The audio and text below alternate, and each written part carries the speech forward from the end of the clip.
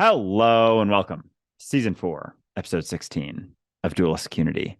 I am enjoying finding out more and more about myself, whether it's through my own experience, through conversations with other iterations of myself, through experiences that I have or experiences that other iterations of me share with me. There's so many ways to find out more and more about yourself. And when you're taking that idea a little bit more lightly, it becomes a little bit more fun. The experience of finding out more becomes fulfilling in and of itself. And so I'm just very much enjoying that experience.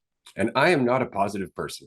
I just wanted to mention that very quickly because I notice very often people come into conversations and they listen to what I'm saying and they're like, right, but aren't you just escaping all of the bad things that are happening in the world? And I'm going to say, no, actually, I'm not. I am very aware of all of the things that are happening in the world. I'm aware of all of the influences that are working against an awakening. And I am not defeated by that because it's inevitable. It's going to happen. We're going to wake up to what we are. It's one of those things that we can only dodge for so long. So just keep that in mind. I'm not a positive person. I'm a realist.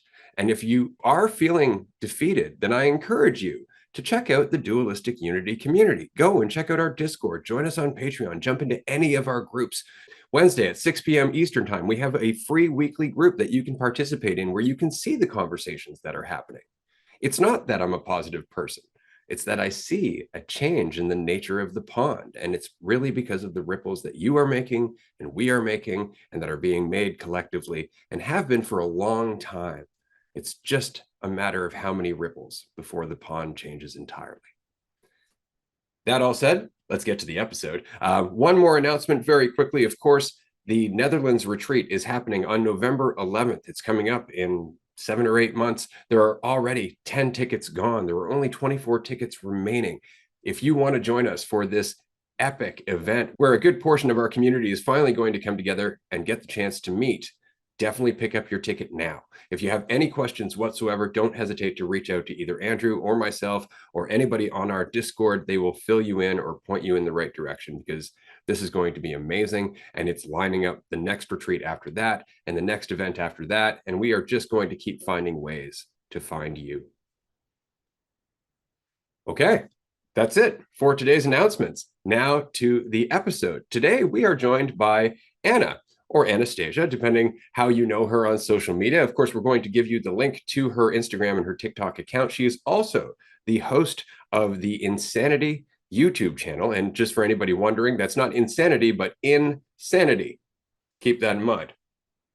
I love Anna's content because it's all about the journey. It's about the beauty of the unknown, the freedom of just enjoying failure, quote unquote, and embracing play, embracing the fact that nothing has really changed from childhood to now, except our ability to appreciate the place that play has in our lives.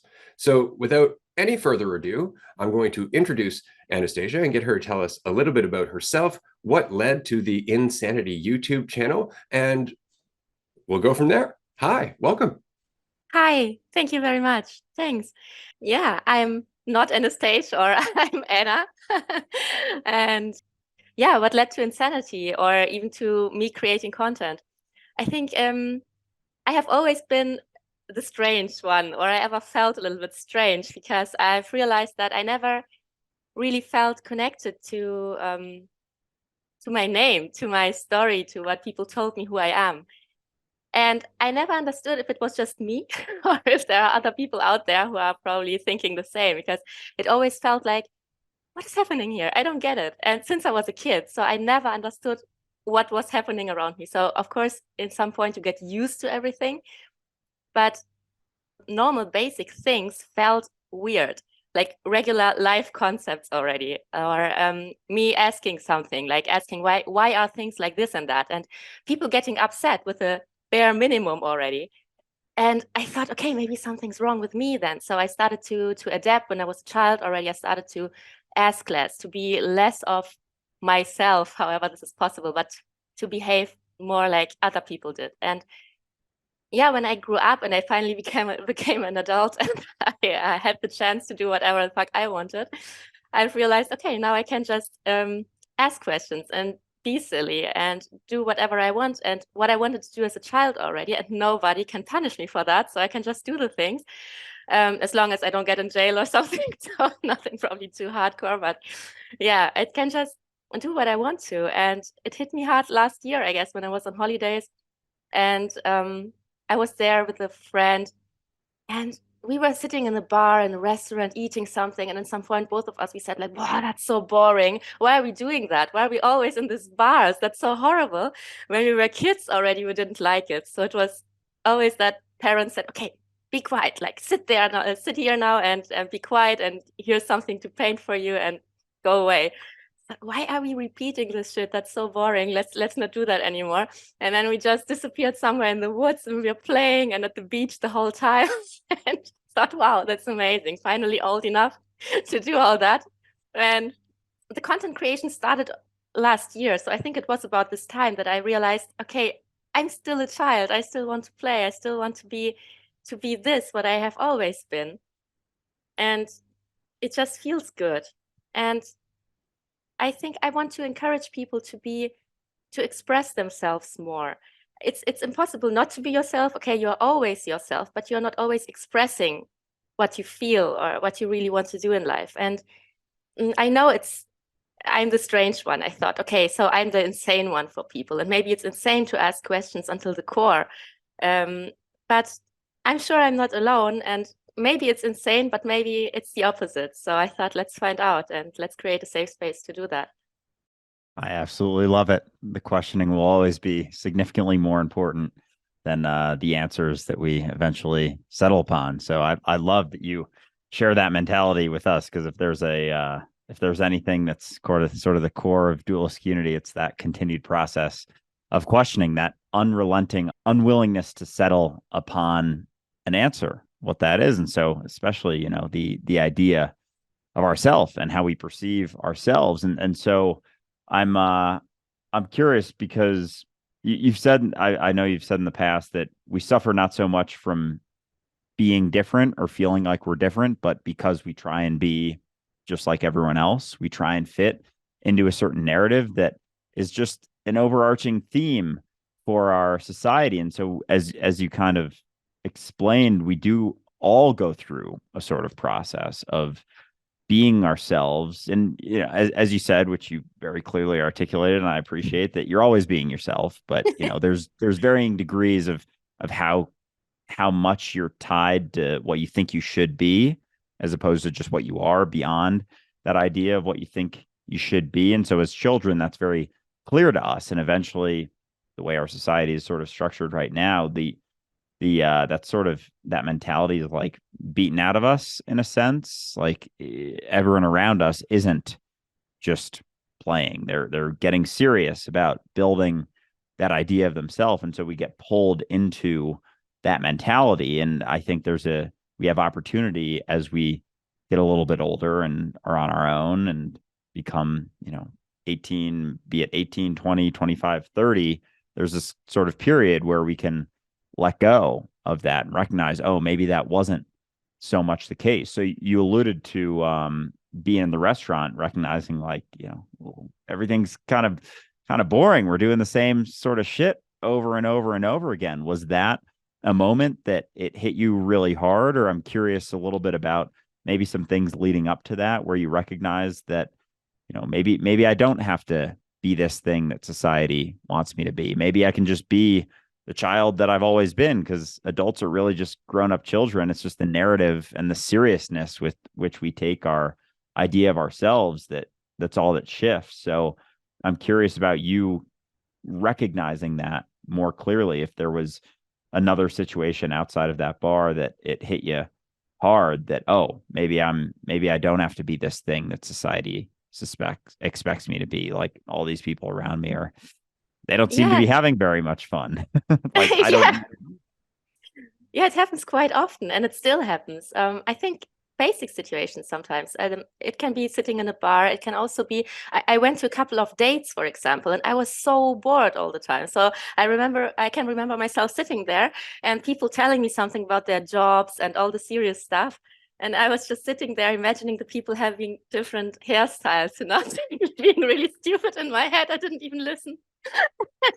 I've realized that I really don't want to do that. I want to have this kind of talks, and I don't care what these people are doing from 9 to 5 and stuff like that. And I thought, oh, I'm so bored, and it's so sad, or I feel so sorry, because obviously the person is very nice, but I really don't care.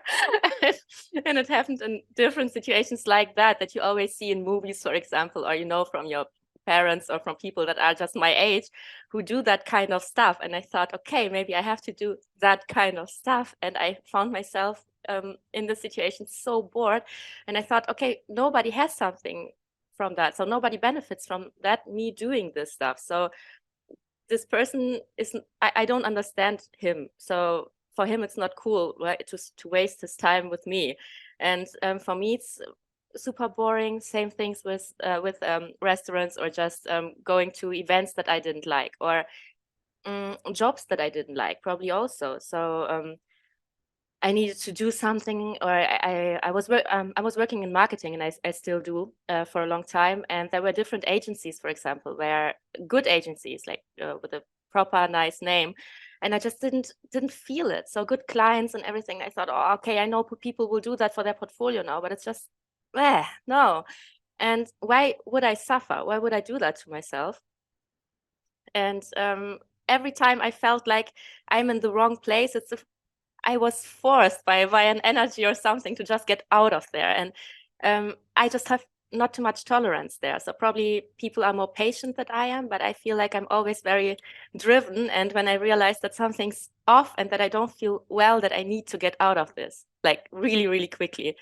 That's a great point. I don't know necessarily if it's that you have less patience or that you are more sensitive to something that we all feel, but we often kind of explain or justify away because we're so busy getting what we want, right? So I want people to like me, so I'm just going to go through this feeling of anxiety and boredom for the sake of being liked, where, once you develop a sensitivity to the fact that you're losing yourself, then all of a sudden it's like, okay, well, if I don't speak up, this is just going to keep sucking for both of us. Yes. Right. Even though it looks pleasant, it's really not. And we were having this conversation earlier on Patreon, because it's this weird thing that happens where you start walking on eggshells around people for the sake of not offending or upsetting them. But on the other hand, they're naturally prone to getting upset. That's why they have so many eggshells around. So no matter what you do, you're going to upset them because that's in their nature.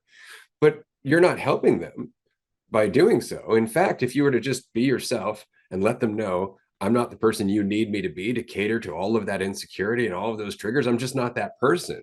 Well, then they can exit. They can leave however they'd like oil and water, and just separate. And then all of a sudden, somebody who does resonate with your level of authenticity can find you. But they couldn't before because they weren't in that circle of friends that resonated with all of that eggshell tiptoeing, right? So it's worthwhile. And I wanted to ask this because you are obviously a very enthusiastic person. You can see that you really like to laugh, you really like to smile, and I resonate with that because I'm very much the same way. And what I've noticed is over the years, my willingness to not take myself so seriously has made it easier for me to navigate through those conversations where I am talking to somebody who is very fragile, and I will make a joke that isn't considered to be overly sensitive to their triggers. They may get a little offended, but the fact that I'm not trying to be offensive, that my intention is just to make them comfortable or anything like that, tends to diffuse the blow up that I used to get when I was trying to be honest, as opposed to just letting the chips fall where they may. Do you find that a lot of your interactions are almost buoyed by your awesome attitude?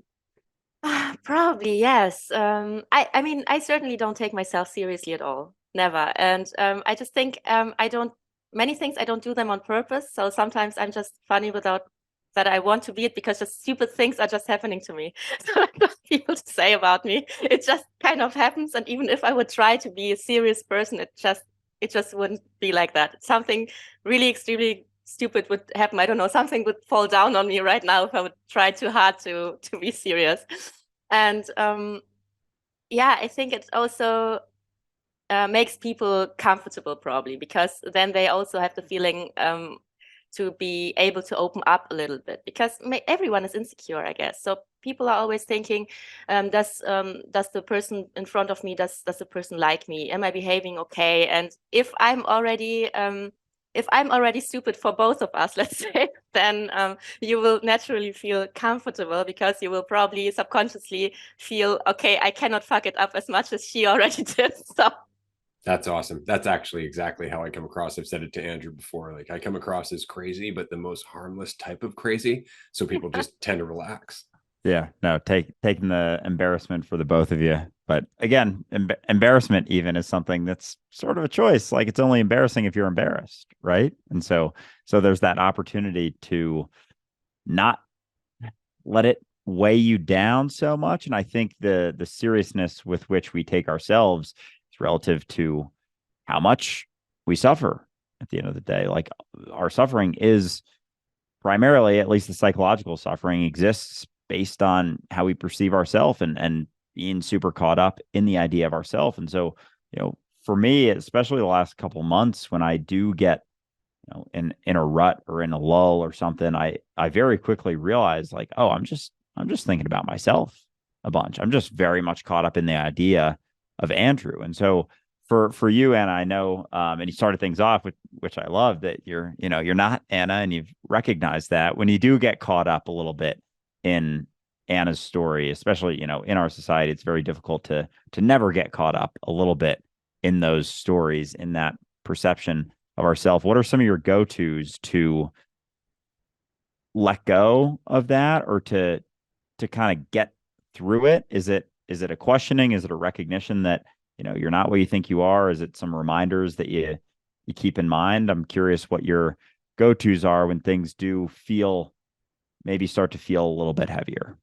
yeah, I think to dissolve the idea of I, because when I when I get lost too much in what I perceive with my senses, so what I see, what I can hear, then of course I start taking my experience seriously, because this is just what you see, right? So you perceive it, of course you think it's reality. It's like when you're watching a movie for too long, you start to identify with that.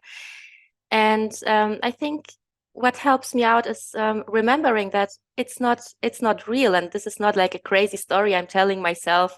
This is not reality, so I invent an own one. It's not that. It's that since ever I have this feeling already. When I was a kid already, I had the feeling that I want to just reach out, like reach my hand out and touch something behind this, whatever this is. So I could never really say what this feeling is, but it's as if this is kind of yes, people call it a simulation, but this was a feeling since ever. I didn't read or hear about that. And now that I started connecting to other people, and since I have TikTok, for example, and I also see your content, I see, okay, maybe I have never been that strange. Maybe there is something about it.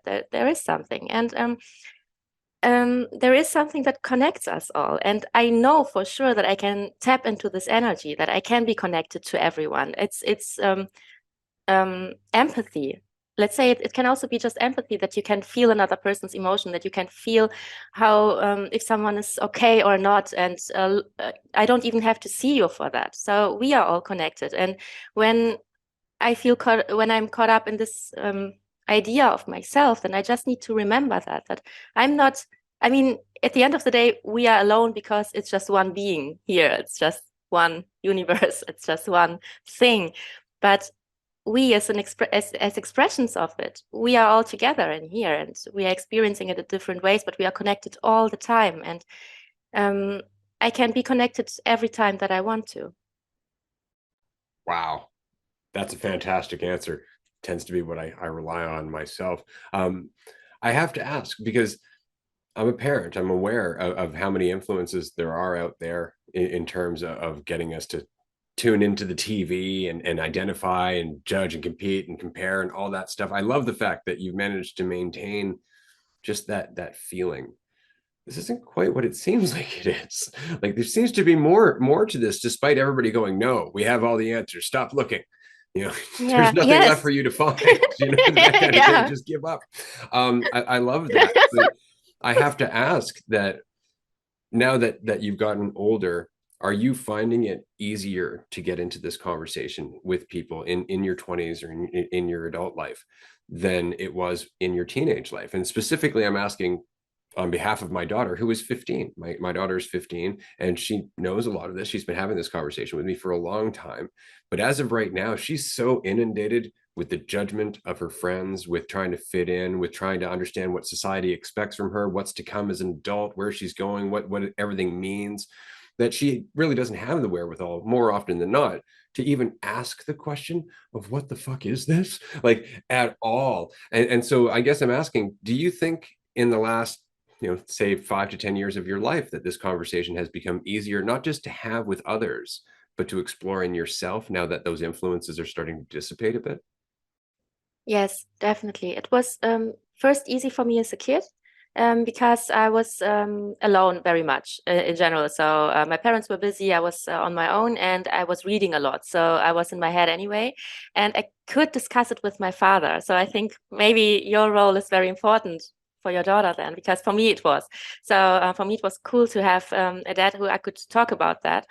And I could not do it with friends and with people who were my age, or I just didn't feel that I could. Probably it was possible. I don't know, but somehow it just didn't work like that, and people were just um, dealing with other topics, so there was no space for that somehow. And yeah, it becomes easier now, and I'm not afraid of being judged anymore. So even if there was a time as a teenager, for example, where I didn't really feel comfortable with starting these conversations, I mean, I still did somehow. I was always a little bit so it was for example, we had religion as a subject at school, and I didn't want to have it. So I in some point I started to be a bit rebellious, I think, and I said, I don't you cannot force me to do that, because I have never I didn't go to church. My parents didn't raise me like that, so I don't want to learn that. So there was a philosophy subject instead, and they put me there. So I was a little bit like that, but not as I am today. So I didn't speak freely about everything. And now, since I discovered you, since I discovered some more people who are brave enough to talk about it, I feel empowered as well. So it just gets better. Helping ourselves help ourselves, right? Yeah. That's awesome. And it does get easier, I think, the more you recognize that you're not alone in this, as much Yeah. as you are, which maybe we can dig into that one a little bit, but Yeah. you're not. And when you come across people having, the conversation, it's like, holy shit, someone's having this conversation. Like, that was me about a year and a half ago, when I first kind of recognized, like, oh, maybe I'm not, if my past isn't really anything I've experienced, it's just a collection of memories. And, the whole story of Andrew is rooted in the past. Like, maybe that isn't all that I am. Maybe that's not the extent of me. And then it hit me like it was just a recognition that it wasn't a belief. It wasn't this thing I was holding on to. It was something that was like deeply felt inside of me. And so I felt like I could speak to it with a sense of confidence and conviction with it. And then I was for, a few weeks after that. It was all I could talk about. Like, you're not what you think Yeah. you are. You're not what you think you are. Yeah. And Yeah. and I wasn't coming across anyone who was necessarily saying the same sort of thing. Even people in the spiritual side of TikTok and whatnot weren't. It was like it was close, but not quite it. There was very much still a clinging to, I am what I think I am, and I am this spiritual teacher or whatever. And then I came across some of Ray's stuff, and he was the first one I came across who I was like, oh my God, he's saying the same types of stuff. Like, it's not this, you know, need to be seen in a certain way. It's a relinquishing of the need to be Yeah. seen in any specific way. And so for you, like, because I know for me, before I sort of had that stark recognition, and even after that, I was still kind of caught up in some sort of spiritual belief systems. Like, there's not a lot of belief on the spiritual side of things. How have you navigated that? Because a lot of it sounds really good and sounds very close to, the letting go of the need for anything outside of yourself, but have you I don't know, I guess just how have you navigated that and sort of recognized where there may be some pitfalls to even the spiritual side of the belief systems, and almost like how quickly that can become a sort of religion for people as well. Yeah, I think just through realizing if it makes me feel better or worse about myself and the experience, if I get a light feeling from what I hear and what I experience or not. And I usually don't get a light feeling from people who tell me what to do. So that's another issue, like a natural born issue with authorities somehow. I don't like that.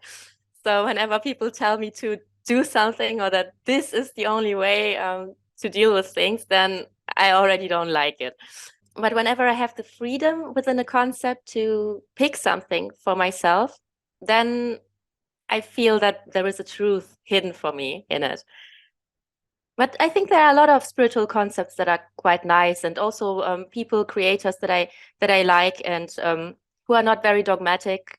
So I think there are many things that are nice, but people like to take them as religions almost, and to say that this is the only way. And I believe there are as many truths as there are people out there. So you can just choose different fragments of it and apply it on your journey.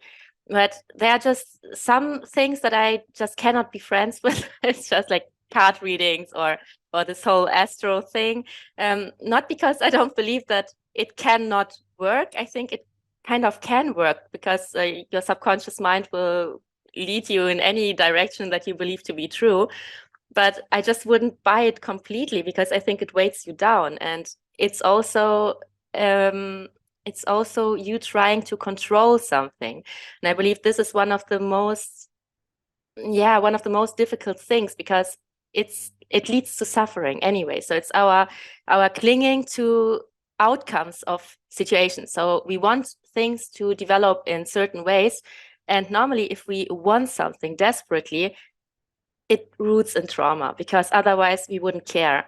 So these things feed our traumas. And I believe if you want to open up, so if you want this spiritual lifestyle, but like for real, if you want to come closer to yourself, then you probably shouldn't feed your trauma, but you should probably listen to your heart and listen to what you actually want. I love the way that you put that regarding it feeling light as opposed to feeling heavy, because there's that sensitivity. Again, we're talking about, like, often we get into the conceptual, metaphysical, all that stuff, and what we get our questions from people going, right, but how? But how? What's the logic behind that? Where's the structure and all of that? And it's like, just feel it out. Just so you have enough space to actually feel what's happening. And it does feel lighter. That just made me think about the word light. Like, not only does it feel light, but often when we're talking about the difference in our experience, we have the light versus the darkness, right? So whether you're trying to feel more light or you're trying to feel more light, what you're doing is you're trying to feel less you, because the weight is all of that idea of yourself. The weight is the restriction. The weight is the rules. The weight is the barriers, the guide rails that everybody's like, you got to stay here. And it is a weight, because now it's something you have to carry. It's something you have to think about. It's like the story of the two monks that came down from the monastery, and they're walking through their town, and it was against the rules for them to talk to women. And the road was washed out, and there was water going across, and this woman's got all of her stuff, and she obviously can't cross the stream. So one of the monks, he picks her up, carries her across, puts her down, says goodbye, and keeps walking. Well, the other monk's quiet for like 10 minutes. He's like, brother, you know that we're not allowed to interact with women. And he responds, it's like, I put her down 10 minutes ago. You're still carrying her.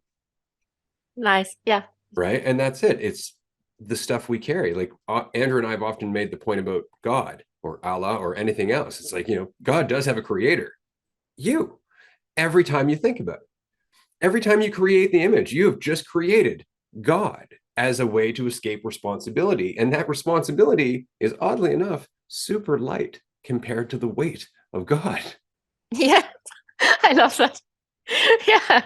At the end of the day, everything's a story, everything's a concept, and you have to decide which concept feels best for you. And I think we always decide for something. So even if people feel heavy all the time, it is a decision, probably a subconscious decision, but who else should decide that for you? So when people get offended because, for example, I say, yeah, you have a choice, or just do what you like, and people already get offended, then it's because it triggers something. But it's your decision. I mean, probably not a conscious one that you are triggered, but how to deal with that, and if you want to be driven by that, or if you want to change it. It's all your life, and I find that beautiful because you can change everything all the time. You have all the power. Absolutely. I just want to dwell a little bit more on this symbolism in regards to the light and its opposite, whatever it might be, because that's it. Like, we respond, and we respond in a way that makes sense to us based on our perception and what we've been taught. But often, if we're afraid, we pull back. We actually try to put up our walls. We become entrenched. We dig in. We go farther down instead of lightening up, as it were. Like, we keep thinking, like, I got to hold on to something to protect myself instead of taking flight. And there's very few things that are as safe as a bird in flight. Right? It's like, catch me, try. Right? But we don't think about it that way, because we respond automatically based on our perception of ourselves, and everybody else is very much just coward and fear, trying to swat away everything that might threaten them, when in fact all they're doing is reinforcing their prison. I'm really enjoying the symbolism here. Yeah, and I also think that this self-protection, it's the easy way. This is what I'm always telling myself when I realize that I do that. So something triggers me, and I shut down, or I stop talking to somebody for some minutes. It doesn't take much longer, but sometimes, like, I'm offended or something, and I realize that this is the easy way for me. So I'm not true to myself when I'm like that, because my essence is light. And whenever I shut down and whenever I start protecting myself, I'm protecting this light, which is the nature of the thing. And it's easy because this is the learned mechanism. But it's interesting, when we try to protect the light, we're basically shuttering it. Yes, ourselves. And I decided that I don't want to do that. A couple of weeks ago, I said something to myself again that I also said to myself a couple of years ago, and I remembered it. It's, I want the truth no matter what. And it's difficult because the truth is different for every one of us. But I want my truth. So I said I choose myself, and I try to choose myself all the time, even if it's painful in the beginning, but it's only painful because of my self-concept. It's only painful because of the mind, right? So I just keep choosing myself, even if the first second is probably a bit uncomfortable. Well said. And I really like, along with Ray, sort of the whole symbolism of shuttering the light and sort of protecting the light as if there's something to protect. And I think that's a lot of times what people will get caught up in. Like, they think there's something that could possibly be protected, and that's part of the illusion, almost like avoiding.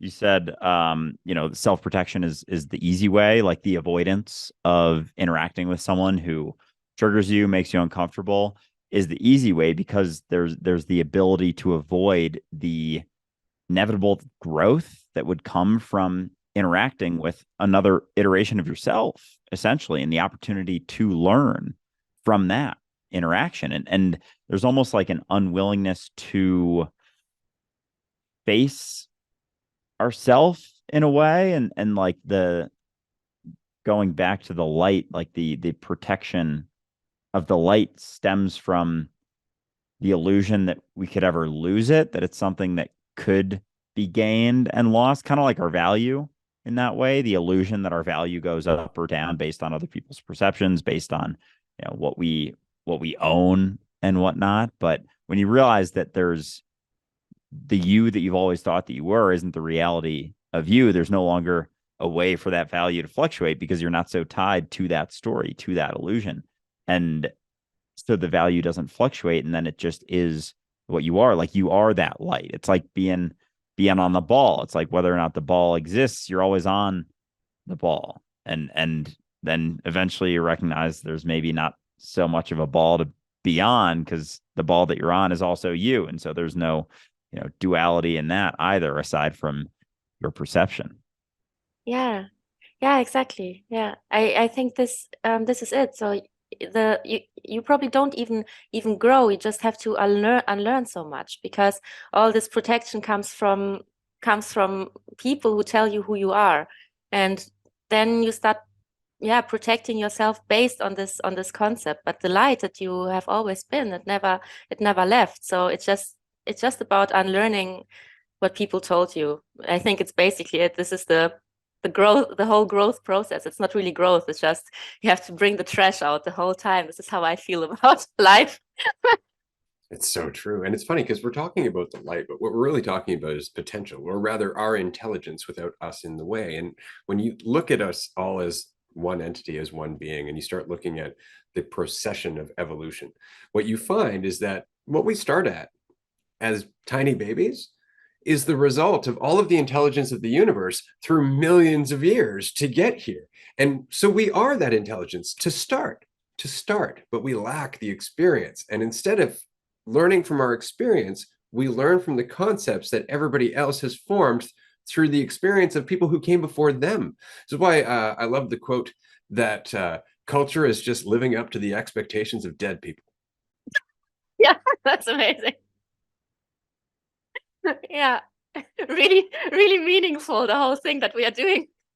That's hilarious. I've never heard that one before, but it makes sense, and it just goes to show how uncomfortable we are, like how little faith we have in ourselves. Like we're always relying upon structures. We're always relying upon rules, be it, morality or laws or anything, looking always outside of ourselves for, what's best. How should I act in this situation? We ask like 10 people close to us.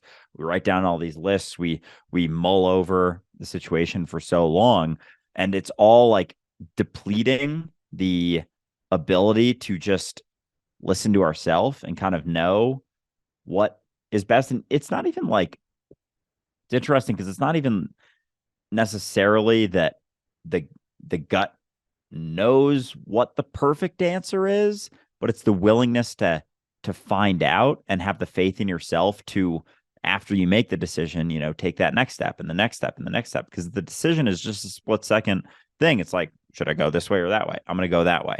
And then it's the ability to have faith in yourself to handle whatever comes afterwards. So like the individual decisions almost hold less weight the more faith you have in yourself. But when you don't have very much faith in yourself, when you're always relying upon the external to, I don't know, dictate everything that you do, like the every decision is going to have a ton of weight, because not only does it mean something about you, but you're not sure you'll be able to handle whatever comes. And so as that faith comes back to yourself, that reliance upon the external isn't so heavy or isn't so important anymore. Like the decisions are just another step along the infinite path of being reality. And it's just about finding out. So the decision, it's like, I don't know, let's make one and have a new experience through that and find out more about yourself and have an opportunity to build more faith in yourself. Yeah, and just see what happens. I feel like people are often afraid of that. At least in my case, it was like this because, all the adults in my life were always convinced that they know better, and no matter what I do, it's always wrong. Or at least this is what I felt like. Okay, no matter if I choose this or that, it's okay. It's always wrong. Even in school, like even your teachers, no matter what you do, it's always wrong. The only right thing is the thing that they teach you, right? And I I don't know. I think it's really difficult to say, because when I look at these people now from my perspective today, when I'm also old, so I think, wow, they are so unhappy with their lives, and they are not where I want to be. So why should I take advice from them? So when I was younger, I didn't see that. So I thought these people figured out, so they know. And now that I'm the age they were before, probably, I think, oh, no, that's terrible. They were unhappy, they were unconscious, and they still probably are. This is not where I want to be. How could I even believe that these people know better? And I think this is the point. This was like this hit me hard as well. That I've realized that they know nothing. People know nothing. Nobody knows anything, and that's okay. That's really okay that nobody knows anything. Just you shouldn't buy that they do. Absolutely. Well said. No, that's exactly the point, right? Like the expression age brings wisdom. I'm pretty sure it was said by an old person. Yeah. Almost guaranteed. And it really is just about recognizing that there is a possibility. And this is something that I said to Andrew as being kind of the cornerstone to my awakening, there is a possibility that everyone is full of shit. That every single person that you run into is actually going to feed you a line that comes from nowhere but their desire to feel better. And they will completely believe that simply because of the benefit that it offers, not because it's truth, not because it has anything to do with existence or what is or anything else. They will just believe it because it's better than the uncertainty, because they have no faith in who they are. They have no faith in what they can do because they keep trying to rely on an idea of themselves, which is always going to be limited. Always. And so you have to go into the world going, okay, maybe I have to figure this out for myself. Maybe if anybody's going to crack the mystery of what existence is and God and all that other stuff, maybe it's on me. Maybe it's because nobody wants to take it that way that we're not moving anywhere. Yeah, and people will tell you you cannot do it, and that's so interesting. You will publish things like that. You will put them online, and there will always be people telling you you are not the first one to say that, you are not the last one to say that. There were philosophers before you who said that. I'm like, yeah, good. Who cares how many there are? Yeah, this is like, I hope there are many people, because maybe this will finally move something. And there, I don't see the criticism, but it's like people try to tell you 24/7 what you cannot do. And I'm still triggered by that, or I'm just confused. I hear you. I find the contradiction to be beautiful in that they will say things like, oh, yeah, you're saying we're all one consciousness, that we all share the same mind. You know, you're not the first person to say that. It's like, yeah, it's kind of the point, no? Yeah. And, yeah, and I don't get it. It's like trying to offend someone, but I don't see the point of it. And it doesn't offend me also. I just understand the offensive energy. I understand that this is the intention, but I just don't get it. Another concept that's just a mystery. I probably will ever stay one. Yeah, they're trying to validate their own perception of themselves. They couldn't possibly fathom questioning it or doing the thing that you're doing, and so they have to put you in a box in order to feel better about themselves for not doing it. I'm not willing to do it, but I don't feel great about that because kind of deep down, I want to express myself authentically, and you're expressing yourself authentically, but I can't see myself as doing that, so I have to say that there's something wrong with you in order to feel better because I don't feel good inside for not doing the thing that I want to do. But to Ray's point, when people will say something like, "Oh, you're not the first one to say it. Oh, we're all one, unity," and it's like, have you looked at what you're saying right now? Because you're saying we're all one. It's not. It's not even we. There isn't we in unity. We implies division to a degree, and so if someone's saying that, like, shit, I said it back. That other person you're saying, that was also me and you. That was us doing it because unity. It's all been me. It's always been me forever. Do you have this feeling sometimes that when people are talking, you just really feel into that? So as if you were this beings, like you are yourself. It's so weird. You experience that? All the time. All the time. Absolutely. It's a practice, right? Being able to question who you think you are to the point where you can slip into somebody else's experience, or at least into their shoes to any degree whatsoever. I mean, that's where empathy comes from, but it's important to balance that. It's kind of like what you were saying earlier, like be considerate to some degree, but on the other hand, you don't want to stop being yourself. Right? To some degree, you need to recognize that there's just a mentality that you may have been in at one point in your life where the best thing for you was for someone to piss you off. Yeah.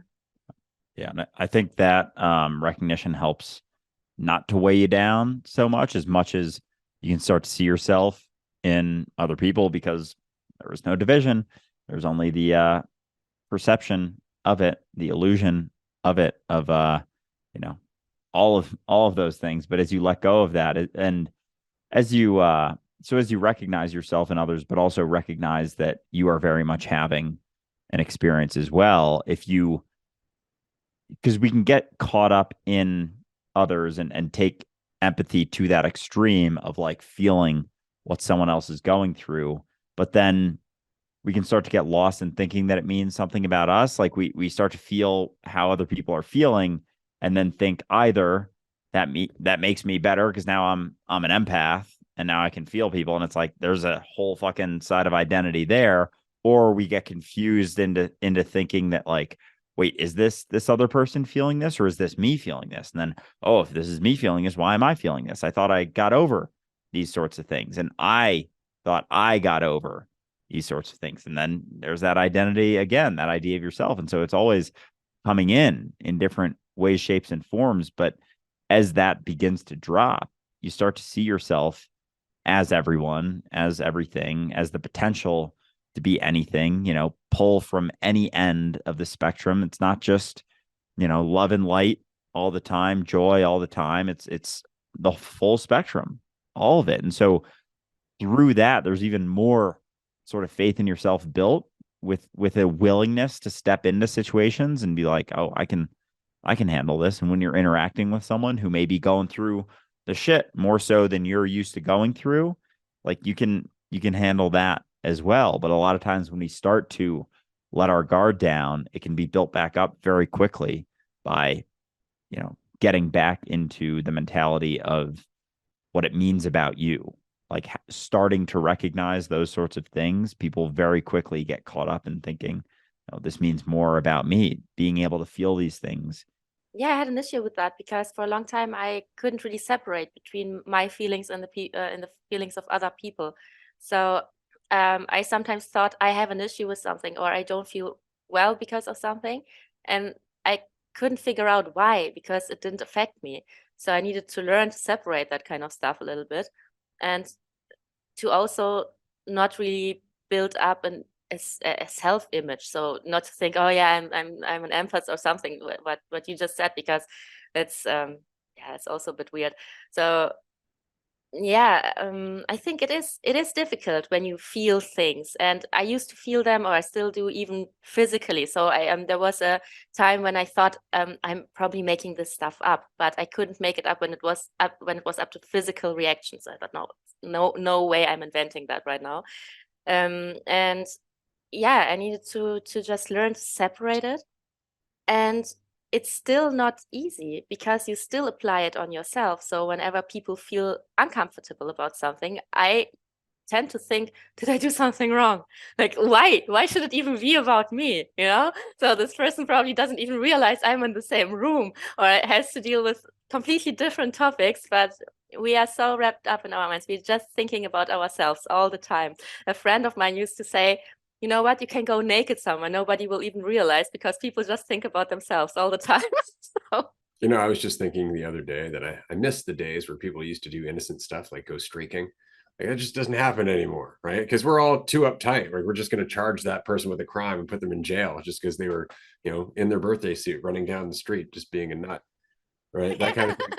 But it's interesting that you bring this up, because we just did a whole community topics episode on emotions and the experience of unity and all of that. And one thing I found very useful over the years, as the idea of raise kind of disappeared, and I've had more of those experiences of just big, overwhelming emotions, to the point where I'll be like, where the fuck is that coming from? Because I know it's not me, right? And so now I've started to recognize that it's a lot like the experience of hunger. Just because I'm hungry doesn't mean I have to eat, right? Just because I'm feeling this emotion doesn't mean I need to respond to it. Doesn't mean it has anything to do with what I have to do right now. Possibly it's just informing the thought process that I'm a part of. Possibly it's informing what I'm going to do 10 minutes from now as it builds into something else. And so I think that that's really helped over the years, is recognizing that the emotional spectrum, and I've compared it like this before, is kind of like a fart in the wind. Like, you'll catch it. That doesn't mean it's yours, right? So just let it go, and the process will move on, and you'll gain some context as a result, and you'll appreciate the fresh air afterwards. yeah, it's true. I mean, I always think that feelings mean something. So for me, it's always like a message. But I think it's when it's about your feelings. So when you have a reaction to a situation, then you have to probably find out why, or you don't have to, but if it's uncomfortable, you have the chance to deal with that, because if you have physical pain, you would also try to figure out what it is. So probably a good idea. But if it's not your emotion, then you probably shouldn't hold on it. Yeah, no, that's very much in line with where we got in that episode about emotions, that they're always pointing to something. They're like a compass almost. And we're so focused on the compass, on the emotion, like even in the acceptance of the emotion kind of bypasses our or allows us to sort of avoid what it's pointing to, because we're always so focused on the emotion, either resisting it or even accepting it, that we're not willing to look at, oh, maybe this is pointing me somewhere. Maybe this is pointing me to another sort of situation that we don't even realize, because we're so caught up in the feeling of it and what it means about me. So as that sense of or idea of ourself begins to be taken less seriously, we can face things with a little bit more balance, and then move through things and just learn more about it, as opposed to always being in sort of fight or flight, like, oh, I'm feeling this, it's so overwhelming, it's so intense, I need to get rid of it, or I just have to, like, I want to get out of this situation, as opposed to like looking around being like, okay, I don't have to have an opinion of this. I don't have to settle upon some false certainty about what this means about me, about what it means about the situation, and kind of remain curious in that. And I think it points to our own emotions, or, as you get deeper into a state of empathy, being able to feel maybe what someone else is going through, resisting the urge to settle upon an assumption about what it means about you or the situation. It's very powerful practice, and it can allow you to not stay in a state of clarity, but at least experience enough clarity that it allows you to learn something from it, as opposed to being caught up in your resistance of it, or settling upon an opinion of what it means cuts you off from the possibility of it maybe meaning something else. Yeah, when you just stay the being that is observing everything. So I think, yeah, I used to go through the emotions. So especially the ones that I find uncomfortable, I like to go deep into them, because I think it's important. They wouldn't be there if there was no relevance. So I do that, but I remind myself that I'm not it. So I stay the observer. I stay the one who is experiencing them without becoming the experience. But I think experiencing them is kind of necessary, or at least this is what I believe, because this is a world of duality, and it cannot just be about the pleasant part. And I think it's both necessary. And I was just asking myself today, one thing, if it's sometimes easier for us even to go into the bad emotions, like, are we more comfortable with uncomfortable emotions? Because I thought somehow when it gets too intensely good, we used to step back because we cannot believe that it can be so good.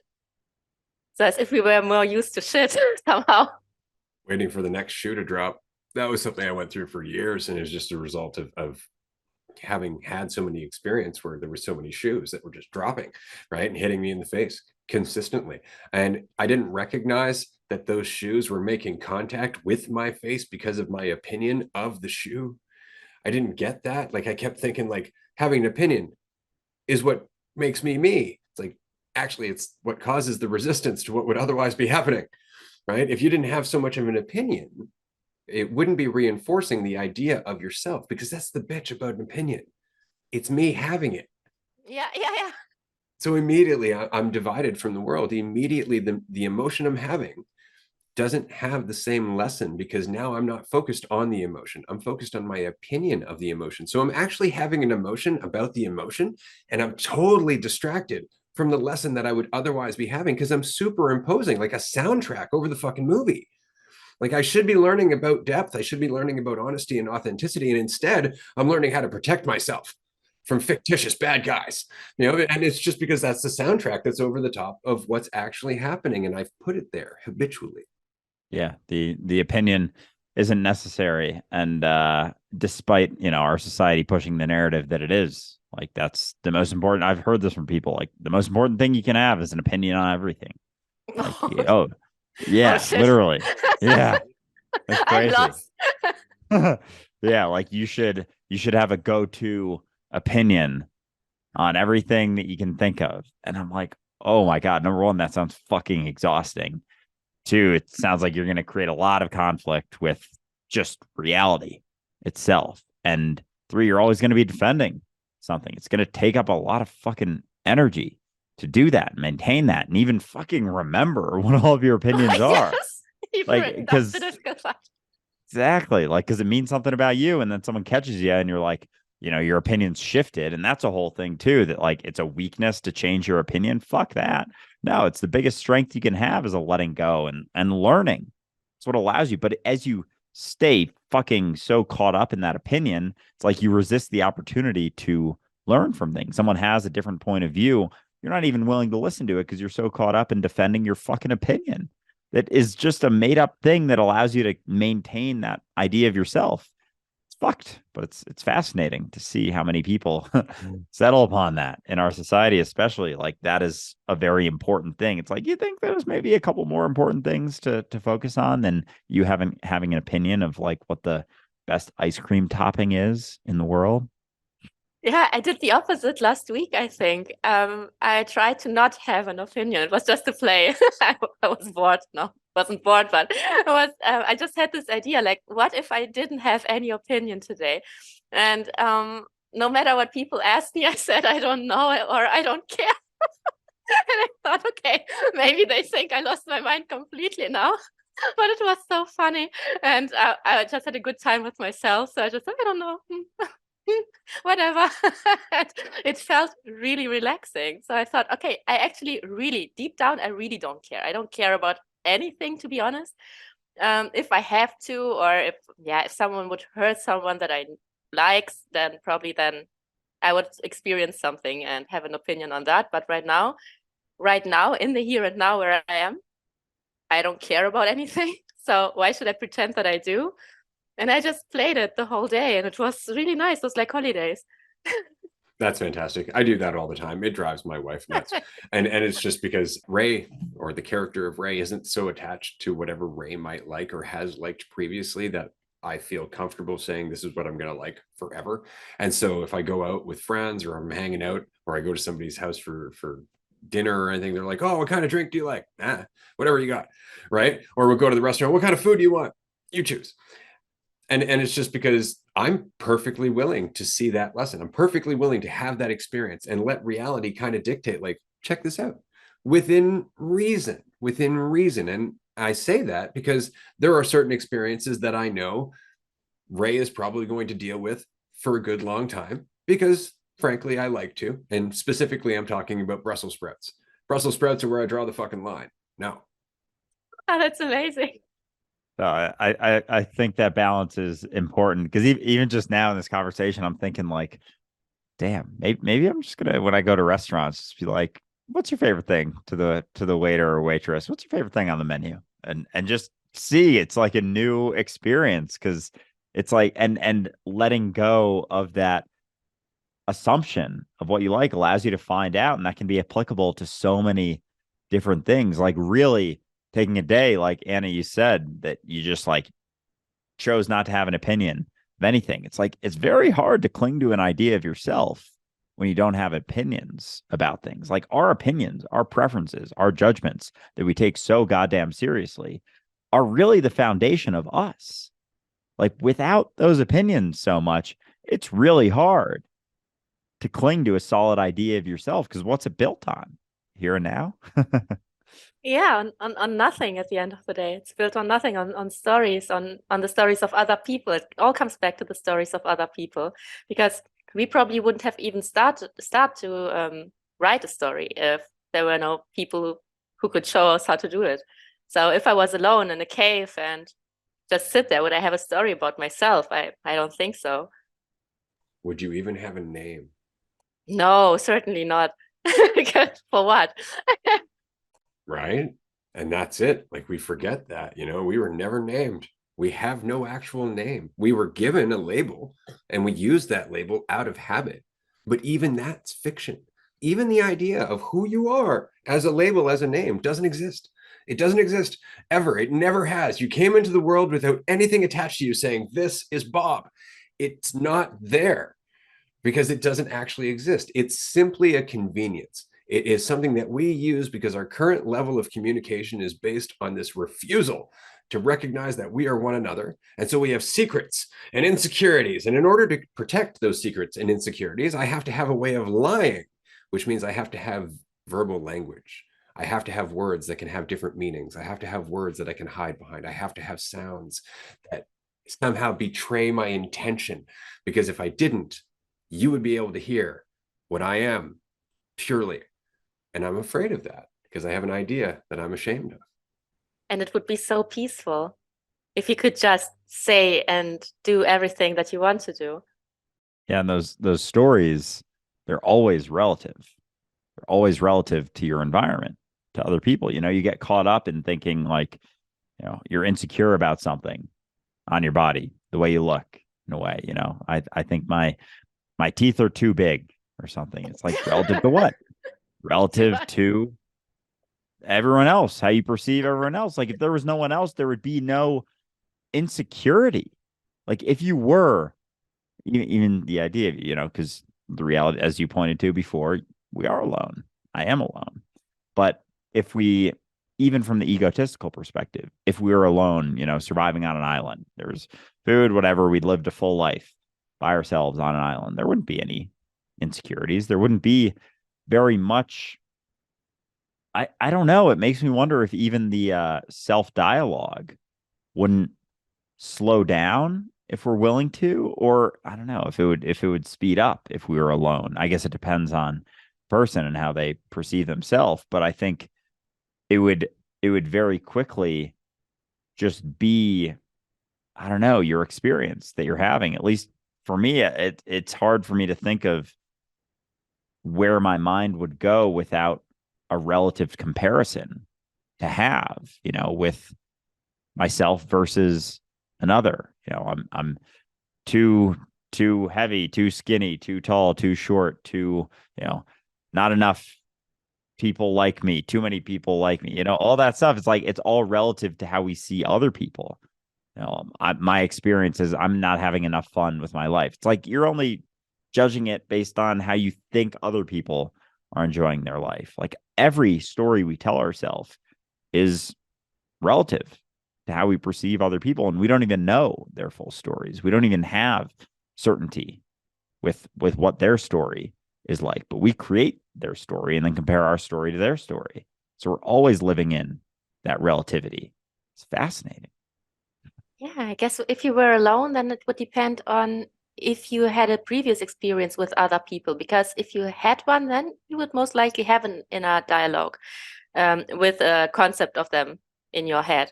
But if you didn't experience other people before, then most likely not, because then you wouldn't know the concept of division. So why would you talk to another in order to validate your opinion, for example? You wouldn't feel the need to.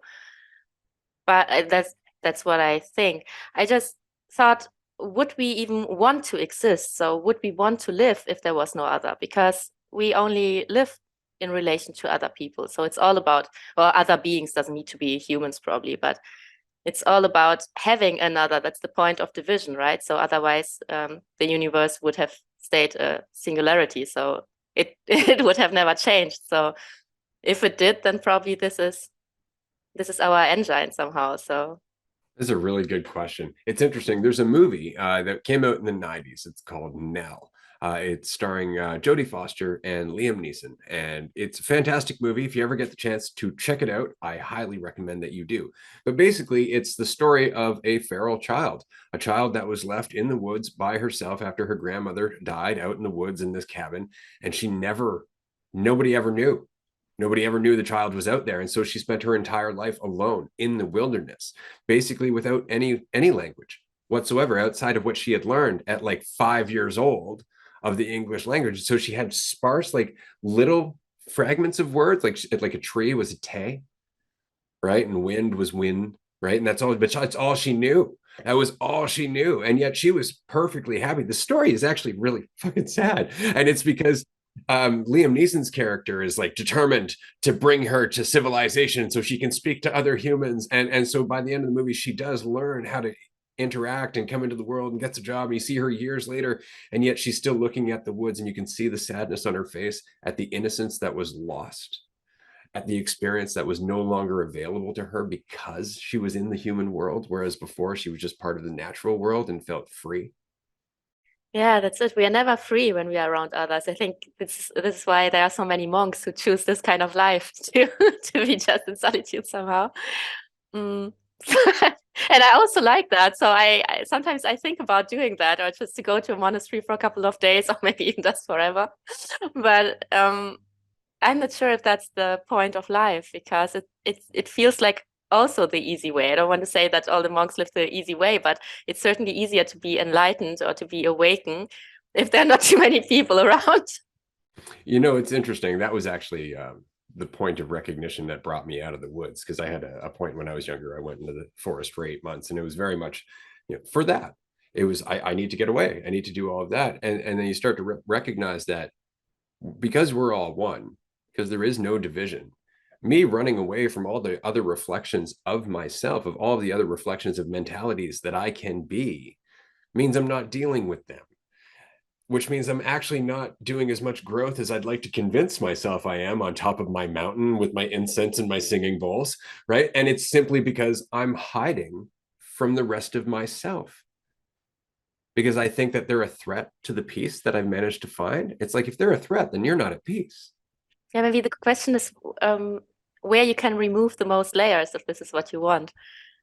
So sometimes it can be alone in the woods as well, I guess, because for many people this is the biggest threat, because they cannot be alone. So probably for them it's the bigger challenge to do that. So. Beautifully said. Beautifully said. I just want to add one more thing, and then I'll pass it to Andrew. One of the things that I like about your content, and the reason that I'm encouraging everybody listening to this episode right now to go and check out your content, is your focus on enthusiasm and play. Because in enthusiasm and play, there is less of you. There is just less of you. So it doesn't have to be this process of trying to break down concepts and let go of shit.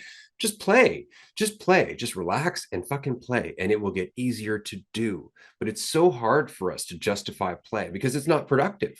It's not outrunning the carrot and the stick mentality. Dear God, I'm not escaping my pain if I'm just playing. It's like, of course you are. Play.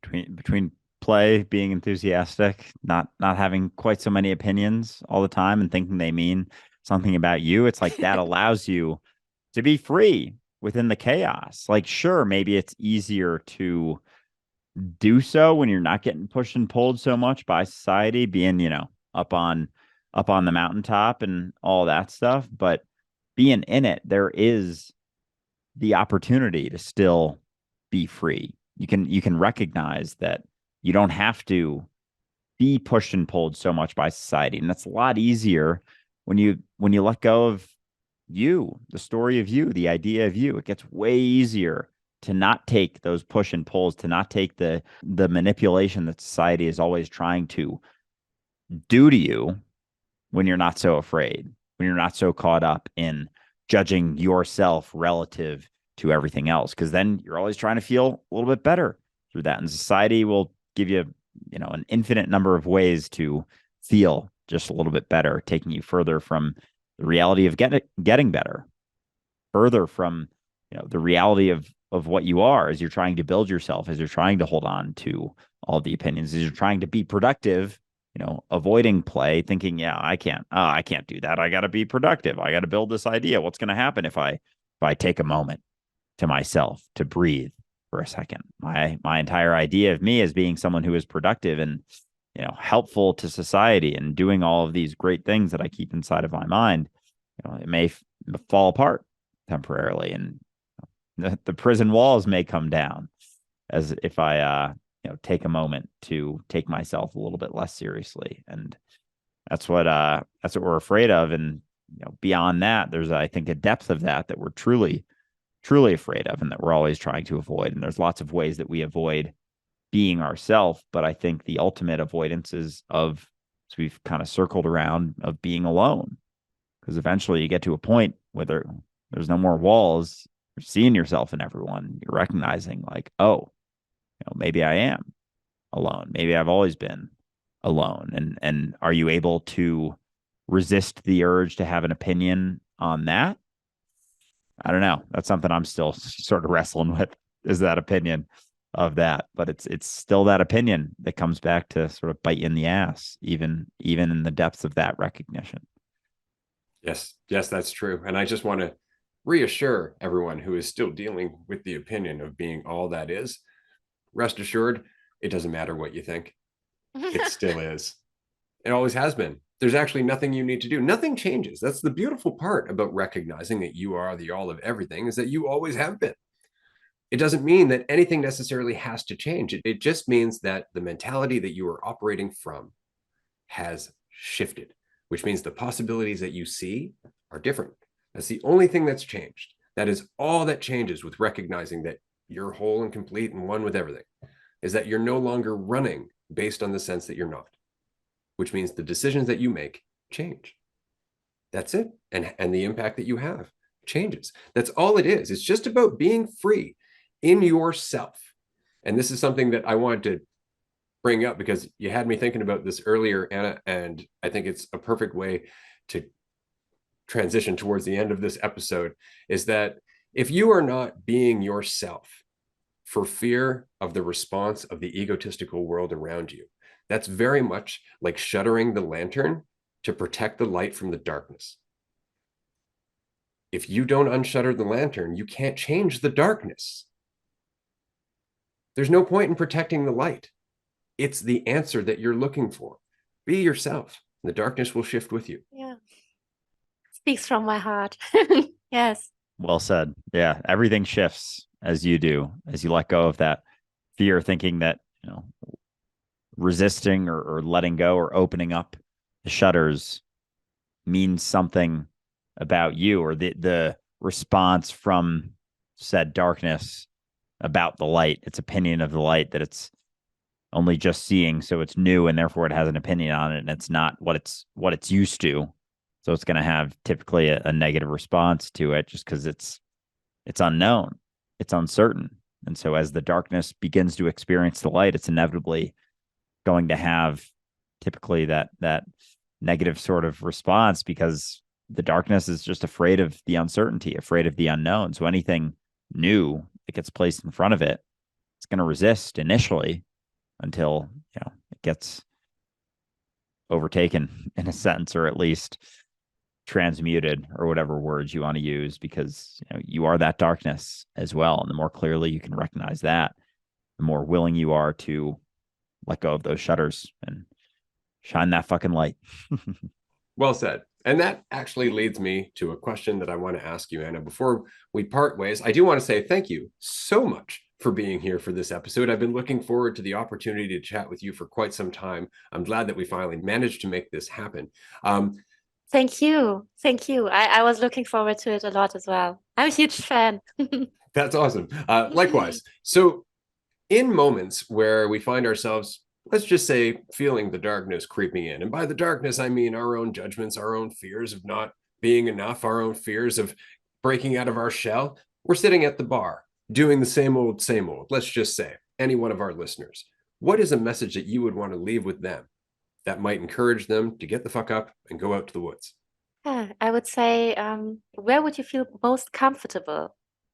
Like, what do you feel good about? Is it sitting there? Then sit there. I think it's also an option to stay in the bar, but what would you really like to do? I think it's that simple. It doesn't need to be complicated. So, would you feel excited about going outside? Then just drop all the shit. I mean, probably pay your bill and then go. But just listen to what you really want. And I don't mean don't listen to your comfort, because maybe it would be more comfortable to stay in this bar because you are already there.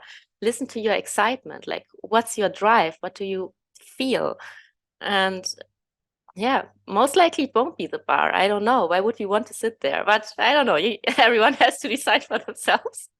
Well, and as you said, do whatever feels the lightest. Yeah, whatever feels the lightest. Yeah. And as you let go of that idea that there is anything that you should be doing, it's a lot easier to follow that sort of lightness, because as much as society is going to tell you there's something you should always be doing, there isn't. And so through that recognition, there's nothing you ever have to do, there's nothing you ever should do, all of the options come back on the table. You can just play. Yeah, you can just play. And even if you stay in the bar, you can play as well. I just thought about the ordering. So you can just ask the waiter, what would you choose? This is something that I used to do a lot, actually. So I have like a certain amount of food that I don't like or that I just don't eat. But I would say, okay, I don't like this, this, and that. But what would you eat if you were me? And then just do that, like play, do whatever you want. That's fantastic advice. That's it. Whatever it is, just mix it up. Whatever you're not used to doing, maybe do that. Maybe the problem is simply that you've gotten so used to the guide rails that they're feeling a little cramped for you. So step out of those guide rails, do something different, and you'll start to realize they were never really there. And keep it light, and you'll be free. This is a great conversation. I've really enjoyed this. Of course, everyone, you can find Anastasia on TikTok or Instagram. We're going to put the links in the description below this video. Likewise, check out Insanity on YouTube. The content there is already great, and it's just going to continue to grow over time. So anything that we can do to continue to encourage and motivate you, we are more than happy to do so. It's great to have you as a part of this ongoing and growing conversation. Thank you so much. So glad about that. Thank you, guys. Thank you, Anna. I really appreciate you taking the time to chat with us. This is a fucking awesome conversation, as I knew that it would be. But yeah, I appreciate you very much. Everything you're doing, everything you're putting out there, your authenticity and your enthusiasm to just be yourself and share that light. I appreciate it very much. And I look forward to our next chat.